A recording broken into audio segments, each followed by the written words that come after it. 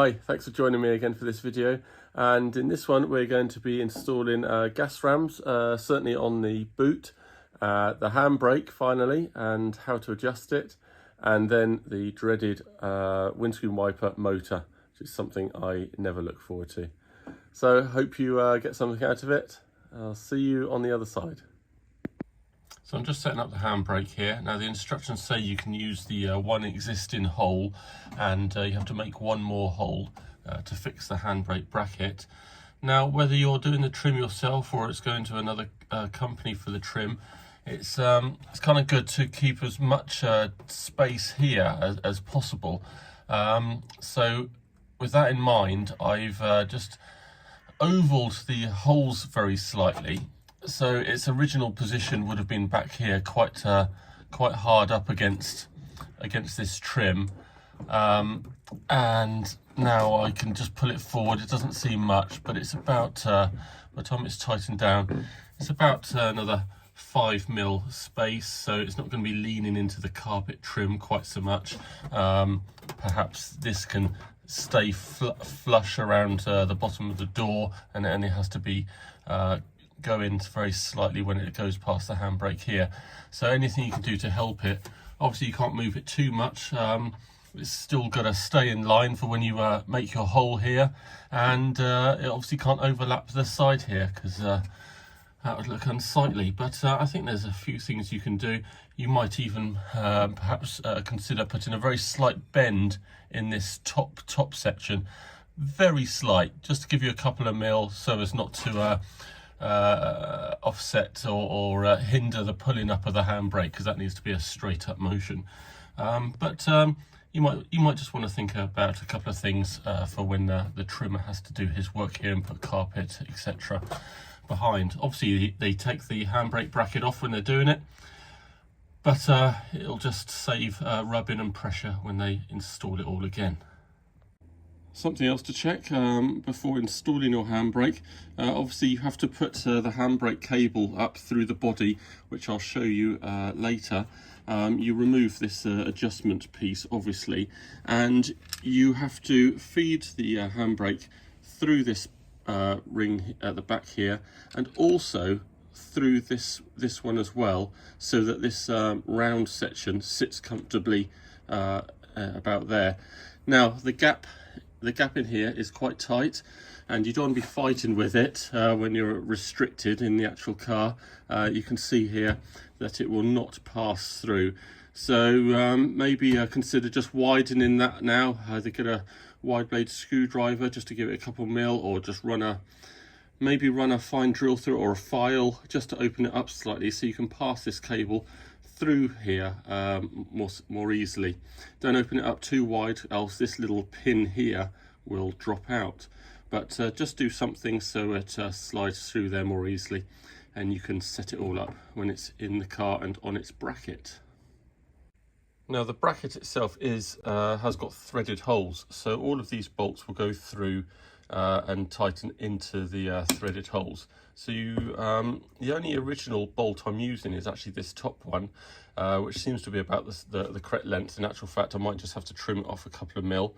But you can put your own bolt into this bottom hole, and your own bolt into this hole as well. So you can use the correct length bolts, and make sure they fit the threaded holes correctly in the bracket.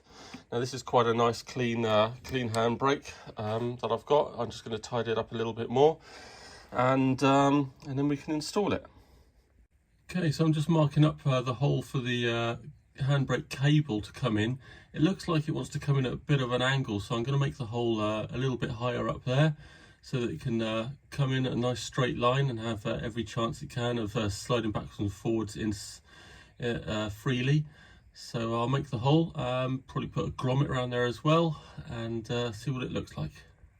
Alright, so we're all fitted here, but I just wanted to reiterate, where that cable goes through the bottom of the handbrake, it would really be handy if you opened that up with a sort of 6mm drill bit or something, because when you're doing your final adjustment, if you can't slide, let's have a look if I can show you. if you can't slide this, if you can't slide this cable nicely through this bit, it's really going to hinder you, and it takes a lot of effort to kind of pull this cable through so that you can rotate this this adjusting pin a bit more. So I definitely recommend opening this up just slightly inside, 6mm, 6.5mm, and then it gives you enough room for this to move freely and not get jammed up inside, so you can do those final last minute adjustments, etc. And then on to the adjustments. If you need the cable to be tighter so you don't have to pull it so many ratchets up, if you lengthen that, that will actually shorten and tighten the handbrake cable. And then of course the other bit you can do is up here, see if I can get you on there. Yeah, so that's where the handbrake cables go to each rear hub. If you lengthen those, that will also help tighten it all.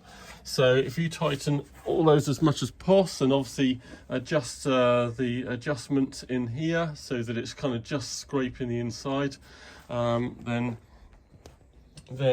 your final adjustment can be on here. So I'm just going to do that up a little bit and I'll just show you. So about there. So 3 clicks, I've got it pretty damn tight. So obviously I've still got a lot of thread there that I can adjust more. I can make it even tighter, but that's pretty good. Hopefully those tips help you to get a nice tight working handbrake to pass IVA.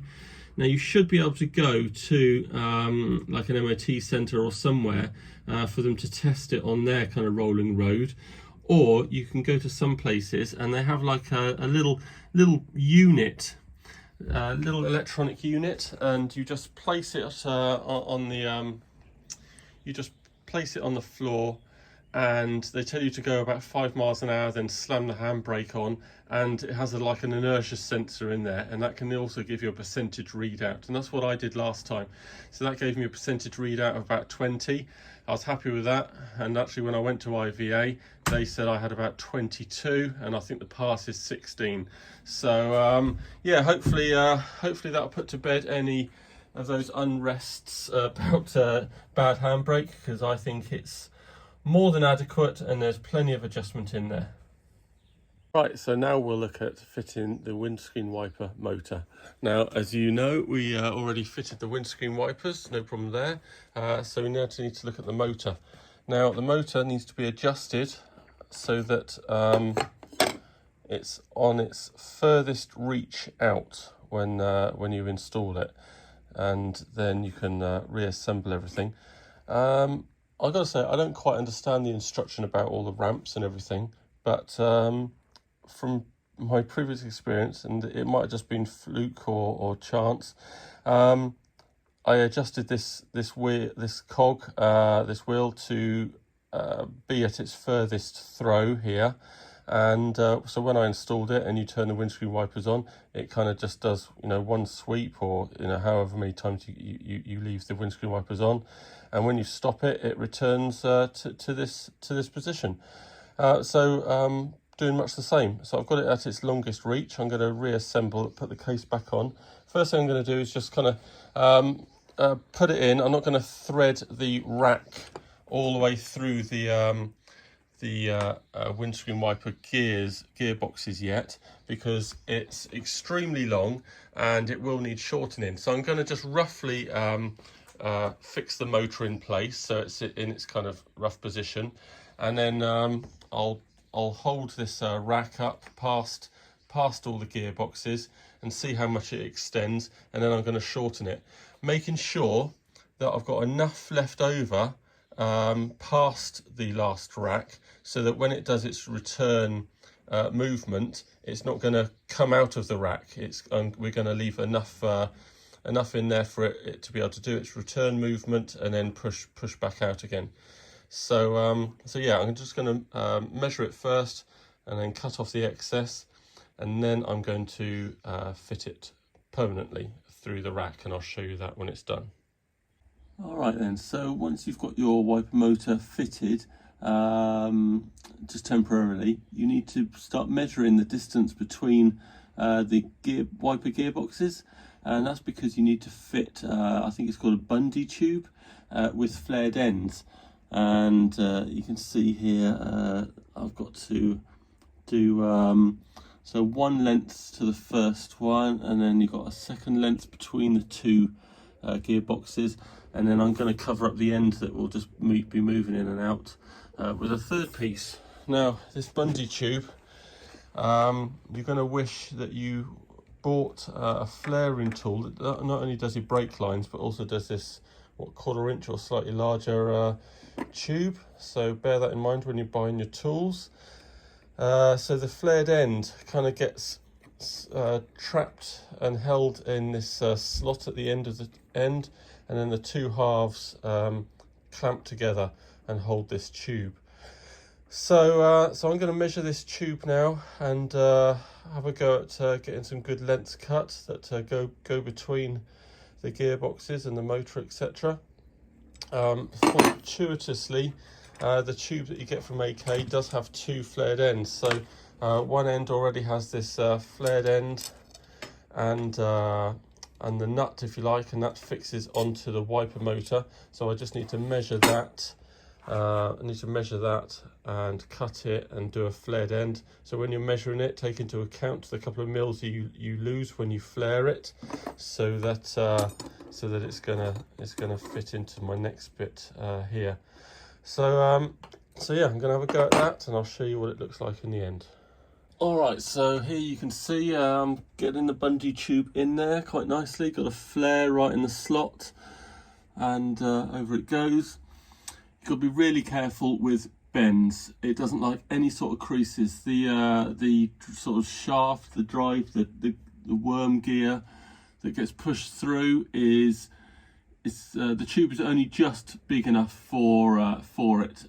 So any kind of slight dent or crease from a dodgy bending tool or anything is really going to hinder it being pushed backwards and forwards smoothly and freely. So please watch out for any big bends.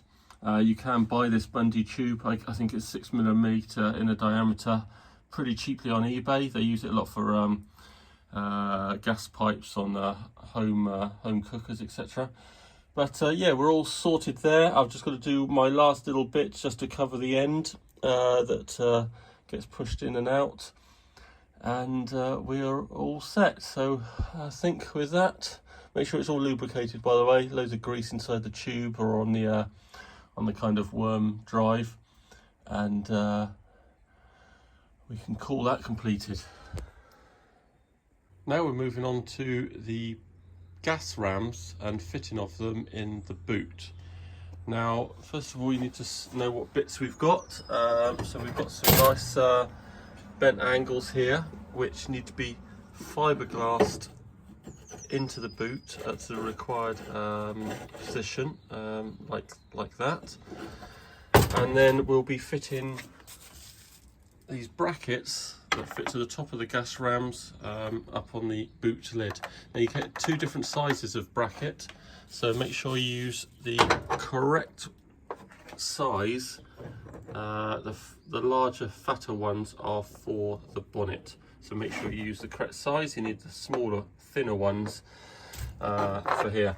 So our first job is to apparently measure 19 inches from the hinge pin up here to an angle across at a diagonal, and wherever it intersects at 19 inches, that's when we need to put a mark, and then we need to glass in using some what are we going to use here? I think we've got some P40 is what we're going to use, because it's a larger serious application. It needs to support a fair bit of pressure from the gas rams, so we'll be using the P40. And if we need to neaten it up underneath or anything, it sands really easily, but of course we could even just go over, if we felt like it, with a bit of P38 to fill up any little small holes and make a nice job underneath the boot there. So let me measure up and start glassing in the first one. So the first thing I notice is the brackets are straight, and there's not really a lot of purchase, a lot of surface area touching the boot here, the boot the boot ceiling, if you like. So I'm going to bend the end of the brackets just to follow the curve of the boot, so that there's more surface area for me glassing it all in. All right, so we seem to have quite a good handle on this first pass there. It just needs another sort of layer over the top of that to really bond it all in place. Let's have a look at this side. So you can see there I've got a good bed underneath, squidged it all out, got a bit of a thin layer at the sides. So once that's all gone off, I'll just mix a little bit more and do a nice pass over the top, and then that's bonded in place. Okay, so now on to fitting the top brackets. Now the instructions say you need 11 inches. I don't think you quite need that much. 11 inches is up to here, but you only have a short section here in reality. So you probably only need about 10 and a bit inches. Now, if I marked out where that was on the boot, it's right down here. Now in the current state, the brackets were only getting to about here. So what I did was to open them up slightly. So I just beveled off the inside edge a little bit, thinned the walls slightly just on one edge, and now before catching they get right down to the bend here, which is a lot better. And I'm actually going to riv nut these in, so they're actually going to be a touch proud, and I'll actually just drop down just a little bit further as well. So I'm pretty happy with that. I'm going to put them about here. It's nearly in line with my mark. I've got, like I said, I've got loads of room left to play in actual fact, so I don't need to worry. I also did the same on this side. So previously they were getting down to about here, and now that I've opened them up, they can slide right down. I'm not sure if the sides, the U shape of this actually gives it any stability at all. I'm not sure why they're not just a thin, nice sort of beveled plate that you can riv nut or bolt on instead of the whole shape here. I don't think they really add that much. You know, they're just going to be held in by these two fixings, and that isn't really going to do much at all that way. So, but anyway, so just open them up carefully. Be careful it doesn't crack. It's quite fragile aluminium. But just beveling those inside edges so it doesn't catch on the paint as well, so it protects your paint. I just took the edge off here as well, just so it doesn't all scrape and catch your paint when you install them. So I'm going to put those in about there, and then we need to look at putting the extra fixing through here. Now previous instructions just said drill and put a rivet through here, and they now say put a bolt, and I think that's to take into account some people leaving these under extremely high pressure and a lot of force is being applied down to this, and it just weakens and enlarges the rivet, and it ends up cracking your paint and everything, because of course it's all painted over the rivet. So I think what I'm going to do is look at just countersinking, drilling and just slightly countersinking, and I've got a countersink bolt that might slot-headed, I think, bolt that will just sit in there much more nicely than a rivet even, so I'm quite happy that they suggested a bolt. So we'll just put that in there and put a nut the other side, and I think that'll be a much better fixing.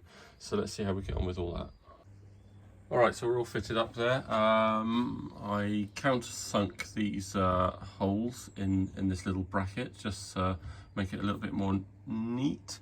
Riv nutted in, so all looking good there. Also put in the bolt here, also countersunk, also put a little bit of body paint around the hole, because I don't want any moisture sort of getting in under the paint, so just a bit of extra protection. Obviously made the hole not in line with the hole for the gas ram here, so that you can so you can still attach that.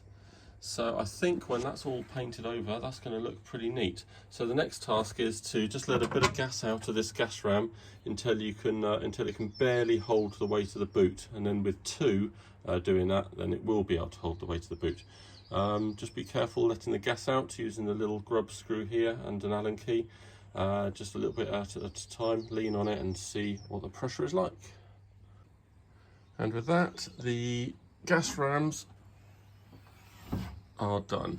Might just let a touch more gas out of the left hand one, but it seems to lift up nicely and close down without putting too much stress on the fixings. Just last thing to note is I put the gas rams up this way round because there's a certain amount of lubrication in these, so if they're always on an upward plane, they're always going to lubricate this shaft up and down.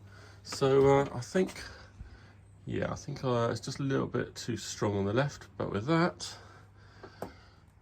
let's do something else. Okay, and the last thing that we're going to do in this video is fit the horn. Well, it's already fitted. I'm just going to show you where it is. It's quite large, a bit scary looking. I think I should have probably chosen a smaller one, but we'll see how that goes. But got the two wires going there for the horn, and yeah, it's just mounted.